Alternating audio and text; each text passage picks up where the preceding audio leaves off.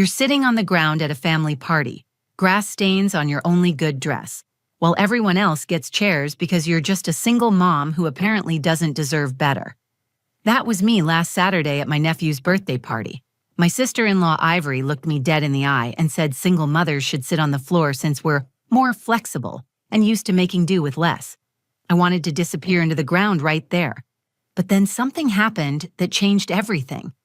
A man in an expensive suit walked through the backyard gate, briefcase in hand, scanning the crowd like he was looking for someone specific. When he spotted me sitting there in the grass, humiliated and ready to leave, he walked straight over and said the words that made my entire family drop their cake.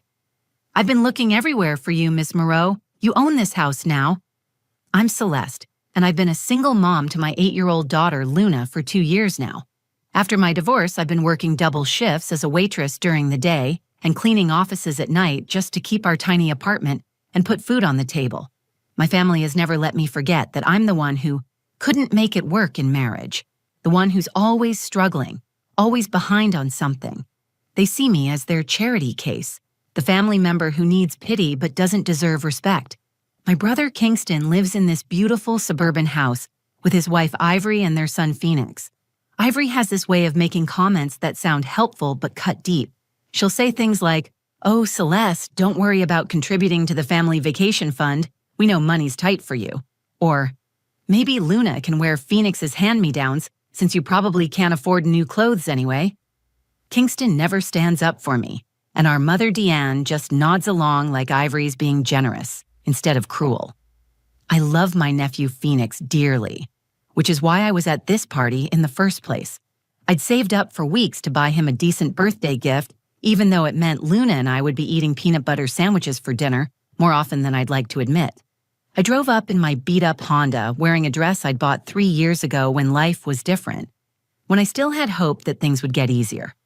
What my family didn't know was that I'd been getting letters from some law firm for the past month. I'd been too scared to open them, assuming they were about some debt I couldn't pay or legal trouble I couldn't afford to handle. I'd shoved them in a drawer and tried to forget about them, because when you're barely keeping your head above water, the last thing you want is more bad news. But as I sat there on that grass, watching other parents in their nice clothes talk about their vacation plans and private schools, while my own family treated me like I was less than human, I had no idea that those unopened letters were about to turn my entire world upside down. I had no idea that the woman they all looked down on was about to become the one holding all the power. This is the story of how one man in a suit and a family secret I never knew existed changed everything in the span of 5 minutes, and how the people who thought they were better than me learned that sometimes the universe keeps score in ways nobody expects. I pulled into Kingston's driveway that Saturday afternoon and immediately felt that familiar knot in my stomach. His house always made me feel small. It's one of those perfect suburban homes with the manicured lawn, the 2-car garage, and the kind of front porch that screams, "We made it." I sat in my car for a moment, looking at my reflection in the rearview mirror, trying to psych myself up. Luna was bouncing in the back seat, excited to see her cousin Phoenix, completely oblivious to the social minefield we were about to walk into. "Mommy, can we go in now? I want to give Phoenix his present." Luna's excitement was infectious, and I forced a smile. She was holding the gift we'd wrapped together the night before, a Lego set that had cost me 3 weeks of tip money. It wasn't the biggest or most expensive gift Phoenix would receive, but it was what we could afford, and Luna had picked it out herself. "Of course, baby. Let's go have some fun." I grabbed my purse and the small gift bag I'd brought for the party favors, checking my phone one more time to see if any of my job applications had gotten responses. Nothing. Just another overdue notice from the electric company that I'd have to figure out how to handle next week. The backyard was already buzzing with activity when we arrived. Ivory had outdone herself with the decorations. There were balloons everywhere, a professional-looking bounce house, and tables loaded with catered food. The other parents were already mingling, and I could tell just by looking at them that they were Kingston and Ivory's usual crowd. The women were wearing clothes that probably cost more than I made in a month, and the men were talking about golf and business deals. "Celeste, you made it!" Ivory's voice was honey sweet, but her eyes were already scanning my outfit. I saw her take in my 3-year-old dress and the small scuff on my shoes that I'd tried to cover with a marker. And Luna, don't you look precious? Phoenix is over by the bounce house if you want to find him. Luna ran off immediately, and I was left standing there with Ivory, who was already looking past me at the other guests. The food is on the tables over there, she said, gesturing vaguely. We got it catered from that new place downtown. I'm sure it's much fancier than what you're used to, but I thought we'd splurge for Phoenix's special day. There it was, the first dig of the day, delivered with that trademark smile. I'd learned to expect these comments from Ivory, but they still stung. It looks wonderful, I managed to say. You've really outdone yourself. I made my way over to where some of the other parents were standing, hoping to blend in. They were discussing their kids' private schools and summer camps, topics that felt like they were from another planet. I nodded along when appropriate, but mostly I felt like an outsider looking in. These people lived in a world where money wasn't a constant worry, where they could sign their kids up for activities without calculating whether it meant choosing between groceries or gas. Kingston appeared at my elbow, beer in hand. Hey sis, glad you could make it. His greeting was warm enough, but I could see the way he glanced around nervously, like he was worried I might embarrass him somehow. How's the job hunt going? Still looking, I said, trying to keep my voice light. I've got a few applications out there, so we'll see. Well, something will turn up, he said, but his attention was already drifting to his other guests. Ivory's been working on this party for weeks. She really wanted to make it special for Phoenix. I watched him walk away to join a group of men who were laughing loudly about something, and I felt that familiar ache of loneliness. Even at family gatherings, I felt like I was on the outside. I wasn't part of their world of successful careers and financial security. I was the cautionary tale, the example of what happens when life doesn't go according to plan. My mother, Deanne, was sitting at one of the tables with some of the other older women, and I could tell by the way they kept glancing at me that I was the topic of conversation. Deanne had that expression she always got when she was explaining my situation to people, that mixture of pity and disappointment that made my chest tight with shame. I found a spot near the gift table where I could keep an eye on Luna without being in anyone's way. She was having a blast with the other kids, her laughter carrying across the yard, and seeing her so happy made all the discomfort worth it. This was why I came to these things, why I endured the subtle insults and the feeling of being judged. Luna deserved to have family, to feel connected to something bigger than our small world of just the two of us. But as I stood there watching the party unfold around me, I had no idea that everything was about to change in ways I couldn't have imagined. The party was in full swing when I noticed the seating situation becoming an issue. More families kept arriving, and the folding chairs that had seemed adequate earlier were now clearly not enough. I watched as couples naturally paired off and claimed seats together, their children running around the yard with cake-sticky fingers and boundless energy. I'd been standing near the gift table for about an hour, shifting from foot to foot in my uncomfortable shoes, but I didn't mind. Luna was having the time of her life, and that's all that mattered to me. That's when Ivory approached me with that smile I'd learned to dread. It was the smile she wore when she was about to say something that would sound reasonable to everyone else, but would cut me to the bone. She was carrying a plate of those fancy little appetizers, looking every inch the perfect hostess in her designer dress and pearl necklace. "Celeste, honey, we have a little situation," she said, lowering her voice just enough to seem conspiratorial, but not so much that others couldn't overhear. "We're running short on chairs, and I was thinking, since you're so good at adapting to different situations, maybe you wouldn't mind sitting on the grass. You know how single moms are so flexible and resourceful."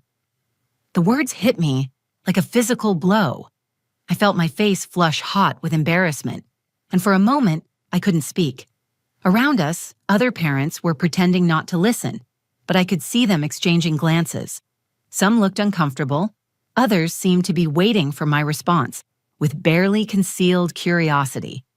"I mean, it's just practical," Ivory continued, her voice getting a little louder. "The married couples need to sit together, and they're not really used to making do with less comfortable arrangements, but you've gotten so good at managing in difficult circumstances." I wanted to disappear. I wanted to grab Luna and run to our car and never come back. but Phoenix was looking over at us with his big smile, still innocent enough not to understand the adult dynamics playing out around him. And Luna was right in the middle of a game with the other kids. I couldn't make a scene.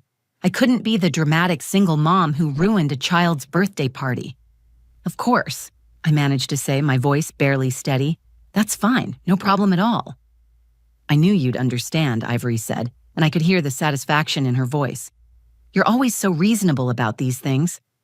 I looked around for Kingston, hoping my brother might step in and offer his own chair or suggest a different solution. He was standing about 10 feet away with a group of the other dads, clearly having heard the entire exchange. Our eyes met for a moment, and I saw something flicker across his face that might have been shame.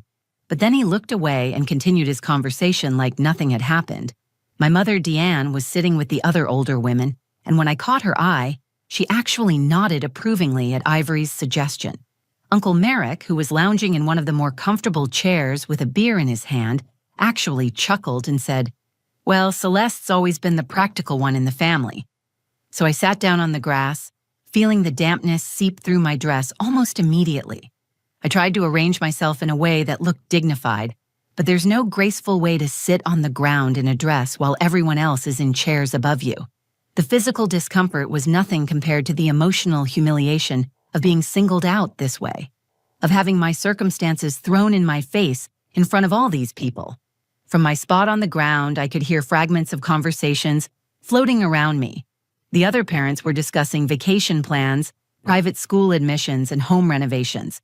Someone was talking about their nanny's schedule, while another parent complained about having to choose between their country club membership and their boat payments. Their problems were so different from mine that they might as well have been speaking a foreign language. I watched Luna playing with the other children, her joy completely unaffected by the social dynamics the adults were navigating. She looked over at me once and started to come over, probably noticing that I was sitting in an odd spot, but I waved her back toward the other kids. I didn't want her to witness this humiliation, didn't want her to see how her mother was being treated by people who were supposed to be family. The worst part wasn't even the sitting on the ground. It was the casual cruelty of it, the way Ivory had made it sound like she was doing me a favor by pointing out how pathetic my situation was. It was the way my family had stood by and watched it happen, some of them even seeming to enjoy the show.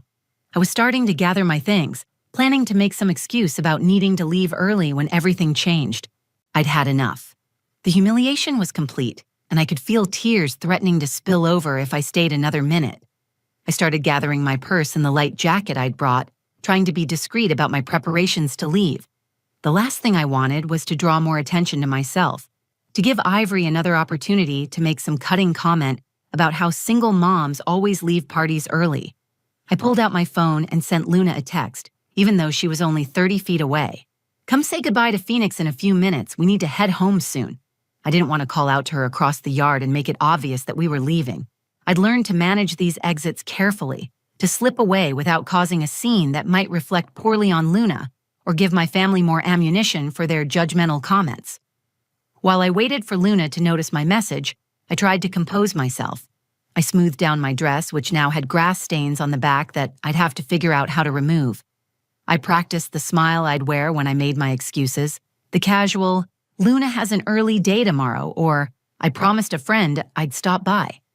Anything to avoid admitting that I was leaving because sitting on the ground while my family treated me like a second-class citizen had finally broken something inside me. That's when I saw him. A man was approaching the backyard gate, and he stood out immediately from the casual party atmosphere. He was wearing an expensive-looking charcoal gray suit, perfectly tailored with a crisp white shirt and a silk tie. His shoes were the kind of polished leather that probably cost more than I made in a month. He was carrying a leather briefcase that screamed serious business, and he had the bearing of someone important, someone who commanded attention without trying. He paused at the gate, scanning the crowd methodically like he was looking for someone specific. His eyes moved from group to group, assessing each person with the kind of focused attention that made me instinctively straighten my shoulders. When his gaze swept over me sitting on the grass, I felt a flash of embarrassment, wondering what this well-dressed stranger thought of the woman in the wrinkled dress sitting on the ground while everyone else had chairs. Ivory noticed him too and immediately switched into her hostess mode, the way she always did when she wanted to make a good impression. She glided over to the gate with her most charming smile, clearly assuming he was some important business contact of Kingston's who had stopped by to wish Phoenix a happy birthday. "Hello there," she said in her sweetest voice. "Are you here for the party? I'm Ivory, Kingston's wife." The man nodded politely but didn't return her smile. "Good afternoon. I'm looking for Ms. Celeste Moreau. I was told she might be here today." My heart dropped into my stomach. Someone was looking for me, someone official and serious looking, and it couldn't be good news. My mind immediately raced through all the possibilities. Had I missed a court date? Was there some problem with Luna's school? Had they finally tracked me down about those medical bills from when Luna had pneumonia last year? Ivory's expression shifted, and I could see her mental calculation happening in real time. This well-dressed, obviously successful man was looking for her embarrassing sister-in-law, the one she'd just humiliated in front of the entire party. Her smile became strained, and when she pointed me out, her voice carried a note of disdain that made my cheeks burn with fresh shame. "That's her right there," Ivory said, gesturing toward where I sat on the grass, "sitting on the ground where she belongs." The man's expression hardened as he took in the scene. I watched his eyes move from me to the empty chairs around the yard, to the other parents lounging comfortably while I sat in the dirt. Something shifted in his demeanor, a coldness that hadn't been there before. I struggled to my feet, brushing grass off my dress and trying to maintain whatever dignity I had left. My legs felt shaky, and I was mentally calculating whether I had enough money in my checking account to handle whatever legal or financial crisis this man was about to drop on me. I thought about the unopened letters in my kitchen drawer, the ones I'd been too scared to read, and wondered if my avoidance had finally caught up with me. He walked directly toward me, ignoring the curious stares from the other party guests who had started to notice the disruption. Kingston had stopped his conversation and was watching with a concerned frown. Even the children had paused their games, sensing that something significant was happening. "Miss Celeste Moreau?" the man asked when he reached me. "Yes," I said, my voice barely above a whisper. "That's me." "My name is Harrison Blackwell from Blackwell and Associates. I've been trying to reach you for 6 weeks." Harrison Blackwell opened his leather briefcase with the kind of practiced efficiency that spoke of years handling important documents. The metallic click of the latches seemed unnaturally loud in the sudden quiet that had fallen over the backyard. Even the children had stopped playing, sensing that something monumental was happening in the adult world around them. "Ms. Moreau," he said, pulling out a thick manila folder, "I represent the estate of your great-aunt Vivian Ashford. She passed away 3 months ago, and I've been tasked with executing her final wishes." I stared at him blankly. Vivian Ashford. The name was vaguely familiar, like something from a half-remembered childhood story. I had a dim memory of meeting an elegant older woman at a family gathering when I was maybe 8 or 9, someone who had given me a beautiful music box and told me to always remember that I was special.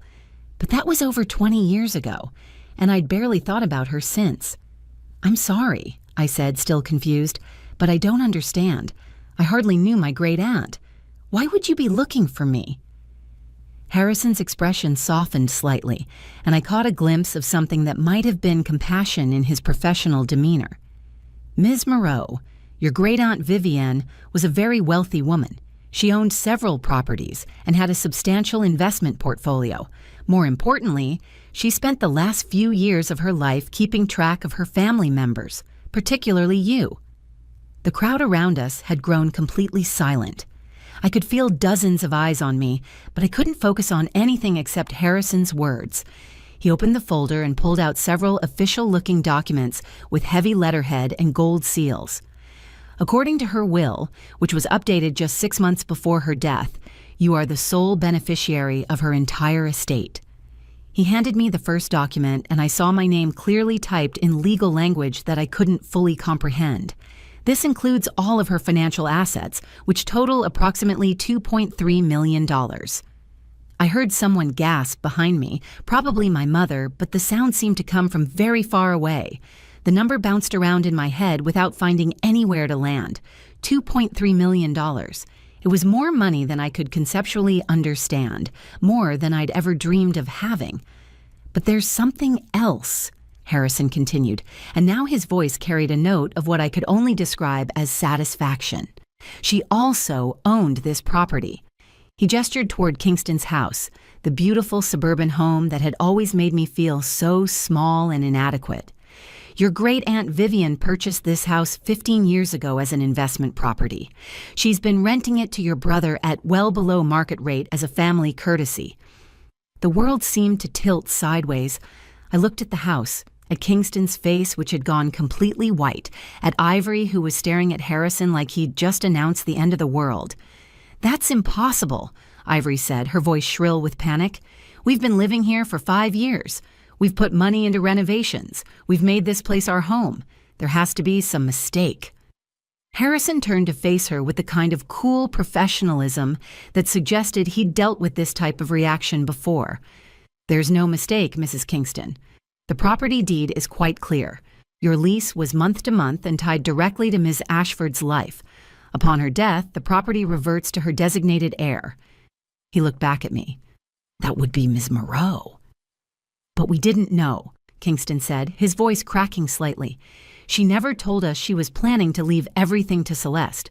We assumed the house would eventually be ours, or at least that the family would inherit equally." Harrison pulled out another document, this one handwritten in elegant script. "Your great-aunt left a personal letter explaining her decision.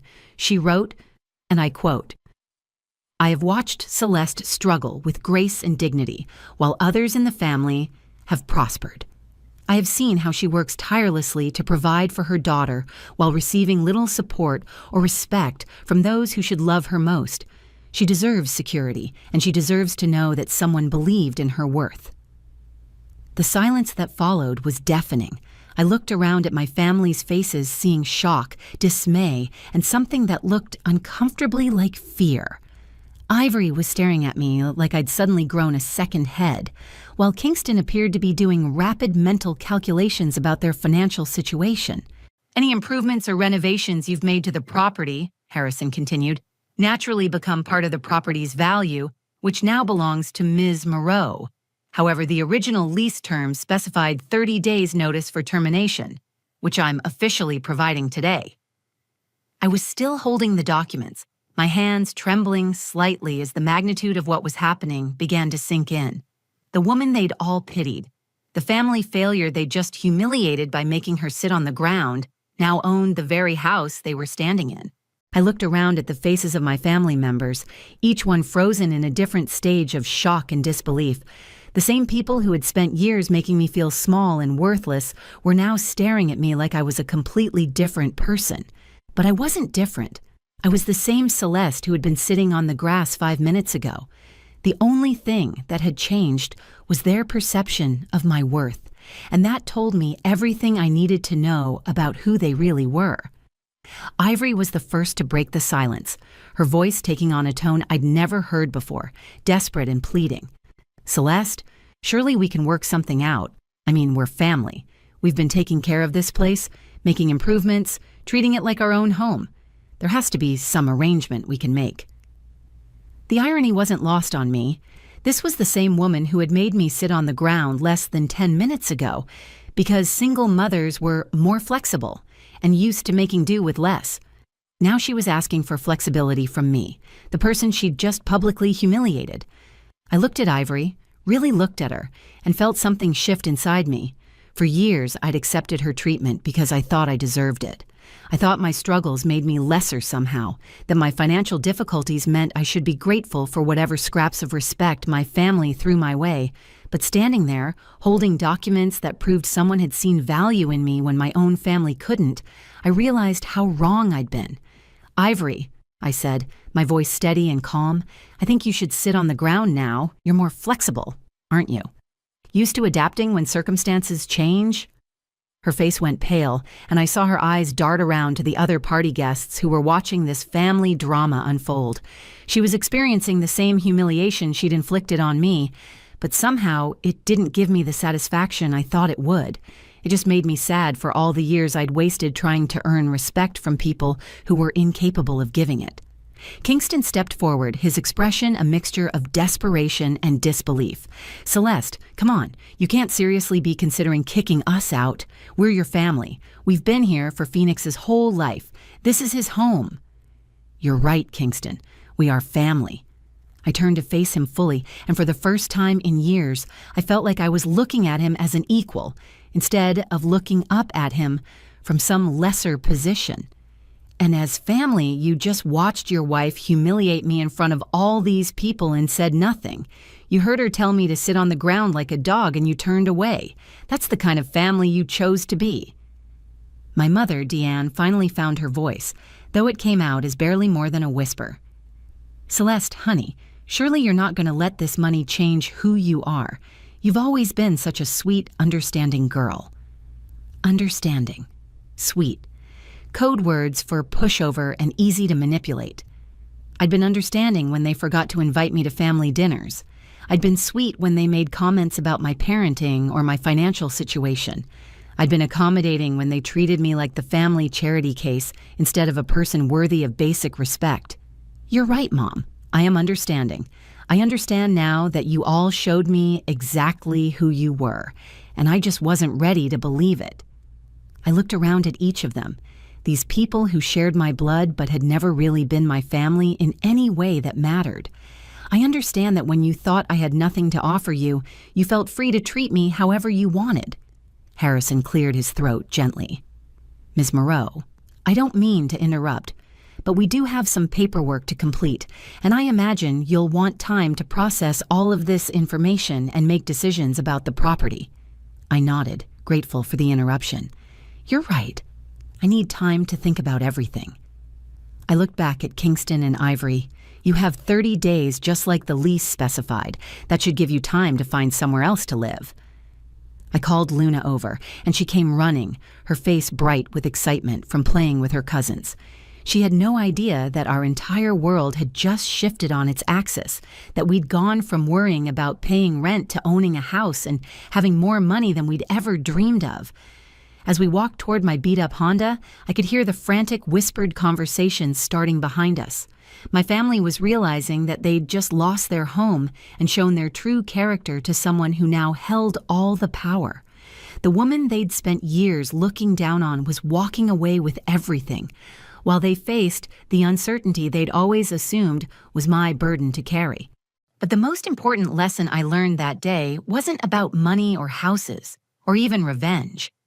I learned that people's true character shows when they think you have nothing to offer them.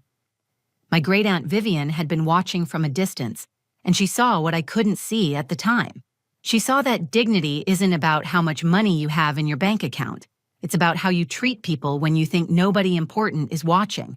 Sometimes the universe keeps score in ways we never expect. Sometimes the people who try to make you feel small end up small themselves. And sometimes, just sometimes, the person everyone underestimates turns out to be the one holding all the cards. If this story resonated with you, please hit that like button and share it with someone who needs to hear that their worth isn't determined by other people's opinions. Don't forget to subscribe to our channel for more stories about finding strength in unexpected places and never letting anyone convince you that you deserve less than respect. Your story matters, and so do you.